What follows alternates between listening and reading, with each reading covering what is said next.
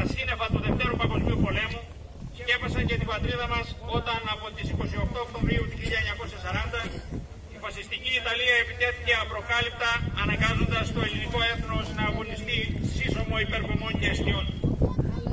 Το 1941 ο ελληνικός στρατός στο Αλβανικό Θέατρο Επιχειρήσεων, μετά από νικηφόρους αγώνες κατά των Ιταλών και την προέλαση του βαθιά στο βορειοπυρωτικό έδαφος, περιορίστηκε κατά τους μήνες Ιανουάριο και Φεβρουάριο σε στατικούς αγώνες, εξαιτίας κυρίως του δρυμύτατου χειμώνα.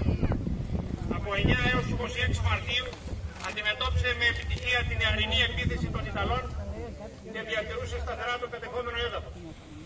Από τον Δεκέμβριο όμως του 1940, ο Χίτλερ, βλέποντας την απελπιστική θέση του συμμάχου του Μουζολίνη και για να προλάβει τυχόν δυσάρεστες συνέπειες και καταστάσεις στα Βαλκάνια σε βάρος του άξονα, εξέδωσε γενικές κατευθύνσεις για επιχείρηση εναντίον της Ελλάδος με το συστηματικό όνομα Μαρίτα. Στο σχέδιο προβλεπόταν η όλη επιχείρηση να τελειώσει εντός του Μαρτίου του 1941, ώστε να απαγκιστρωθούν οι γερμανικές δυνάμεις έγκαιρα και να χρησιμοποιηθούν εναντίον της Ρωσίας σύμφωνα με το σχέδιο Μπαρμπαρόσα. Έτσι τα γεγονότα εξελίσσονται ραγδαίως.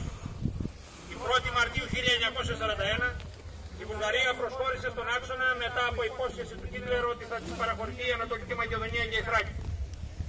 Στις 2 Μαρτίου η 12η Γερμανική στρατιά με διοικητή το στρατάρχη Φον Λίστ εισέρχεται στη Βουλγαρία και στις 9 Μαρτίου οι εμπροστοφυλακές των γερμανικών ιεραρχιών φτάνουν στα ελληνοβουλγαρικά σύνορα. Στις 17 Μαρτίου ο αρχηγός των χερσαίων δυνάμεων αναφέρει στον Χίτλερ ότι η 12η στρατιά είναι έτοιμη να επιτεθεί κατά της Ελλάδος από τις 1 Απριλίου. Η μικρή εξαντλημένη και μόνη τώρα Ελλάδα καλείται να απαντήσει για άλλη μια φορά στην διακοίνωση του Γερμανού τώρα πρεσβευτή Έρμπαχ προς τον Έλληνα Πρωθυπουργό. Και η απάντηση φυσικά ήταν και πάλι όχι, γιατί αυτή ήταν η επιταγή της ελληνικής ψυχής και της ελληνικής ιστορίας. Ο επιπόλαιος παρατηρητής θα υποθέσει εδώ πως ήταν υπερτίμηση φαντασμένη και άκρητη. Λάθος. Η λαϊκή συνείδηση τον Απρίλιο του 1941 αντιμετώπισε με περίσκεψη την ώρα που είχε σημάνει. Από τον καιρό της ειρήνης, για να αντιμετωπίσει η Ελλάδα απειλή από την Βουλγαρία, είχε αρχίσει εντατικές εργασίες ο κυρώσεως της ελληνικής μεθορίου με τον μόχθο του λαού της, ώστε με το τέλος του 1939 όλα σχεδόν τα οχυρά να θεωρούνται πλήρως αξιόμαχα. Και όλη αυτή η οχύρωση απέβλεπε στην κάλυψη της επιστρατεύσεως και στη χρησιμοποίηση της οχυρωμένης τοποθεσίας ως βάσης για τις μετέπειτα επιχειρήσεις. Η οχύρωση ήταν προσαρμοσμένη τόσο στις αρχές άμυνας, όσο και στις αρχές ενός σύγχρονου για την εποχή πολέμου. Κάθε οχυρό αποτελούσε στο σύνολό του περίκλειστο έργο από ένα ή περισσότερα στεγανά συγκροτήματα, ικανό να αμυνθεί προς κάθε κατεύθυνση και περιλάμβανε πολυβολία, πυροβολία, παρατηρητήρια, κρυφές εξόδους, υπόγειους θαλάμους ανδρών, αποθήκες εφοδίων για αγώνα 15 ημερών, σταθμούς διοικήσεως, σταθμούς πρώτων βοηθειών, χώρους υγιεινής και μαγειρίας. Προς όφελος όμως του αλβανικού μετώπου, τα τμήματα και ο πληθυσμός των οχυρών είχαν αισθητά μειωθεί και είχαν μείνει οι στοιχειώδεις απαραίτητες δυνάμεις για άμυνα. Χαρακτηριστικό είναι ότι οι μεραρχίες ουσιαστικά στερούνταν εφεδριών. Τις ελήξεις αυτές, καθώς και τις λοιπές αδυναμίες, αλαπτήρωνε η Ανδρία, η σιδερένια θέληση για αντίσταση και η πίστη των μαχητών στην ιερότητα του αγώνα για την προάσπιση του δικαίου, της ελευθερίας και των ανθρωπίνων δικαιωμάτων, όχι μόνο του λαού μας, αλλά και όλης της ανθρωπότητας. Τον Απρίλιο του 1941, στο όρος Κερκίνη, τα οχυρά Παπαδοπούλα, Ιστήμεη, Κελχανιά, Αρπαλούκη και Παλιουριώνες και στο όρος Άγκιστρο, στα οχυρά Ρούπελ, Καρατάς και Κάλι, είχαν αναπτυχθεί για επίθεση σε πρώτη γραμμή η 5η, η 6η γερμανικές ορεινές μεραρχίες και το 125ο ανεξάρτητο σύνταγμα, ενώ σε δεύτερη γραμμή η δεύτερη γερμανική τεθωρακισμένη μεραρχία, καθώς και 2 βουλγαρικές μεραρχίες πεζικού. Ειδικότερα απέναντι από το χειρό Ρούπελ είχε αναπτυχθεί το 125ο ανεξάρτητο ενισχυμένο γερμανικό σύνταγμα επιλέκτων, δυνάμεως 6.000 ανδρών, υπό τον συνταγματάρχη Πέτερσεν, το οποίο είχε λάβει μέρος με επιτυχία στις μάχες της γραμμής Μαζινός στη Γαλλία. Η φρουρά του οχυρού Ρούπελ υπό τον ταγματάρχη του Ράτσο Γεώργιο ανήκε στο συγκρότημα σιδηροκράστα και αποτελείται από 27 αξιωματικούς και 950 οπλίτες, που ήταν στην πραγματικότητα οι μεσήλικες επίστρατοι και οι τραυματίες του ελληνοαλβανικού μετώπου που χρειάστηκε να βγουν γρήγορα με τα νοσοκομεία για να επανδρώσουν το οχυρό. Κυριακή 6 Απριλίου 1941. Οι από τις 5 και 15 αρχίζουν σφοδρό βομβαρδισμό του οχυρού με πυρά πυροβολικού, προώθηση σχηματισμών αρμάτων, τμήματων μοτοσυκλετιστών και πεζικού. Μισή ώρα αργότερα, υπό την προστασία σμήνους αεροσκαφού Στούκας, μονάδες αυτοκινούμενων πυροβολικού και πεζικού διέρχονται τον ποταμό Μπίστριτσα σε διάφορα σημεία και κατευθύνονται προς το οχυρό. Καπνός, σκόνη και φλόγες τυλίγουν το οχυρό. Ο έδαφος ανασκάπτεται, ο αέρας τρέμει, σκίζεται από τις λάμψεις. Το θέαμα και το άκουσμα παίρνει ένα τρομακτικό μεγαλείο,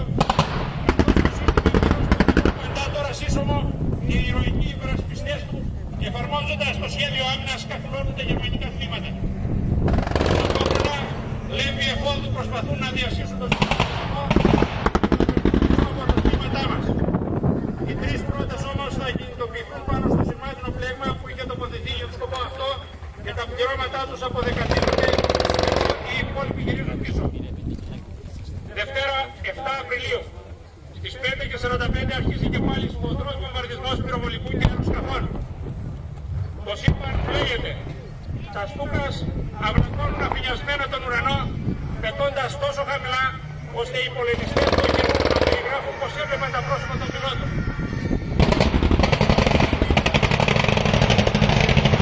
Αλλά καθυλώνονται ξανά χωρίς κανένα αποτέλεσμα. Από τις 12 τρία σμήνοι των 12 αεροσκαφών Στούκας βομβαρδίζουν τις θέσεις της πυροβολαρχίας του Λοχαγού Κυριακίδη στο ύψωμα Γραϊκών, ο οποίος ευρισκόμενος εντός του κέντρου διευθύνσεως πυρός με τον αντιπρογραμμό πλαγό έπεσε υπερπατρίδος μαζί με την πλειονότητα των ανδρών της πυροβολαρχίας του. Η γερμανική διοίκηση από τις παγιαματινές ώρες της ίδιας μέρας θέτει σε εφαρμογή σχέδιο παρακάμψεως των οχυρών από την κοιλάδα του Στρούμιτσα ποταμού προς τη λίμνη Δοϊράνη. Το βράδυ η δεύτερη τεθωρακισμένη γερμανική μεραρχία φτάνει στα ελληνο-ιουγκοσλαβικά σύνορα. Τρίτη 8 Απριλίου. Οι Γερμανοί, παρά τους από εδάφους και αέρους σφοδρούς βομβαρδισμούς, οι υπερασπιστές του Ρούπελ δίνουν τραυματική ψυχραιμία. Η αναμέτρηση φιλοπατρίας και σιδερένιας δύναμης δίνουν μαθήματα αποφασιστικότητας και αγωνιστικού πνεύματος. Τετάρτη 9 Απριλίου. Στις 5 το απόγευμα εμφανίζονται οι Γερμανοί κήρυκες πρώτου υψώματος Σουσίτα και γνωρίζοντας ότι είχε υπογραφεί συνθηκολόγηση με την ελληνική κυβέρνηση στη Θεσσαλονίκη, θα πετούν την παράδοση του οχυρού. Ο διοικητής του οχυρού Ρούπελ, ταγματάρχης Δουράτσος, αποστέλει στον ανθιπολαγό Δαμιανό να διαμηνήσει στο γερμανό αξιωματικό τα εξής. Πρώτον, τα οχυρά παραδίνονται μόνο όταν κυριευτώσει παρά τον τυπάλου. Δεύτερον, διού των διαταγών περί ανακοχής στερούμεθα παρά των ιεραρχικώς προϊσταμένων μας αρχών. Τρίτον, διαταγάς λαμβάνουμε και εκτελούμε μόνον τας προερχομένας εκ των προϊσταμένων μας αρχών. Τέταρτο, ο αγών θα συνεχιστεί. Πάσα δε απόπειρα προσεγγίσεως του οχυρού θα συντριβεί. Δεν μπορώ να μην επισημάνω την τελευταία αυτή φράση. Κάθε απόπειρα προσεγγίσεως του οχυρού θα συντριβεί. Ο ηρωικός διοικητής νιώθει νικητής. Νιώθει σίγουρος, δυνατός γι' αυτό και δεν διαμηνύει ότι θα αντιμετωπιστεί, αλλά ότι θα συντριβεί. Παρότι γνώριζε ότι είχε να αντιμετωπίσει έναν ισχυρότατο αντίπολο, δεν είχε μέχρι τότε ηγηθεί. Ο γενναίος ταγματάρχης έχει εμπιστοσύνη στους ήρωες μαχητές, στους λεβέντες. Δεν θα αφήσω τον αντίπαλο όχι να ανέβει, αλλά ούτε καν να προσεγγίσει το οχυρό και βέβαια ούτε που του περνάει από το μυαλό να το παραδώσει. Στις 23:30 λαμβάνει τηλεφωνικά και κατόπιν διαγράφος διαταγή με την οποία ουσιοδοτείται για την υπογραφή συμφώνου καταπάψεως των υπερπραξιών. Αμέσως καλεί σε συγκέντρωση τους διοικητές των λόγων, όπου αποφασίζεται ομόφωνα η παραμονή στο οχυρό και η συνέχιση του αγώνα. Όμως, ύστερα από επικοινωνία με τους προστατεύους του, με πλήρη εικόνα της καταστάσεως στην οποία διαπιστώθηκε το άσκοπο των παραπέρα θυσιών, λαμβάνεται η απόφαση συμμορφώσεως προς τις διαταγές των προϊσταμένων. Στις 10 Απριλίου, στις 6 το πρωί, ο ταγματάρχης Δουράτσος μεταβαίνει προς συνάντηση Γερμανού αξιωματικού, ο οποίος, αφού τον συγχαίρει για την ηρωική αντίσταση, του ζητά την παράδοση του οχυρού. Ο ταγματάρχης Δουράτσος αξιώνει να μην εισέλθει Γερμανός στο οχυρό πριν από την αναχώρηση των μαχητών και το αίτημα μετά από λίγο γίνεται αποδεκτό από τους Γερμανούς. Στις 11 η ώρα, που οι ηρωικοί μαχητές απένιμαν τιμές προς τους πεσόντες, κινήθηκαν πεζοί μέσω σιδηροκάστου Προσέρες. Κατά την κίνησή τους, γερμανικό τμήμα στο ύψος της γέφυρας του ποταμού Στριμώνα τους απέδωσε τιμές και οι Έλληνες ήρωες ανταπέδωσαν τον χαιρετισμό. Από τη δύναμη του οχυρού Ρούπελ, η απώλειες από ελληνικής πλευράς ήταν 14 νεκροί και 38 τραυματίες. Ενώ οι νεκροί της ευρύτερης περιοχής Ρούπελ ανέρχονται στους 126. Από γερμανικής πλευράς οι ακριβείς απώλειες δεν έγιναν γνωστές. Γέμισαν όμως 3 νεκροταφεία στην περιοχή του Προμαχώνα, το 125ο Σύνταγμα Επίλεκτων που επιτέθηκε στο Ρούπελ τέθηκε εκτός μάχης και αποστήθηκε για ανασυγκρότηση. Οι Γερμανοί εκφράστηκαν με πολύ κολακευτικά λόγια για την άμυνα των Ελλήνων στο Οχυρό. Ο διοικητής του 125ου Συντάγματος Επιλέκτων, συνταγματάρχης Πέτερσεν, με δάκρυα στα μάτια ανέφερε στον αντισυνταγματάρχη Πλευράκη Γεώργιο, διοικητή του δυτικού υποτομέα του συγκροτήματος Ιδροκάστρου, τα εξής: δεν κρινώ ως στρατιώτης για τη θυσία μας, διότι ήταν επιβεβλημένη. Κρινώ όμως ως άνθρωπος, διότι από το σύνταγμά μου έμειναν ολίγοι μόνον άντρες.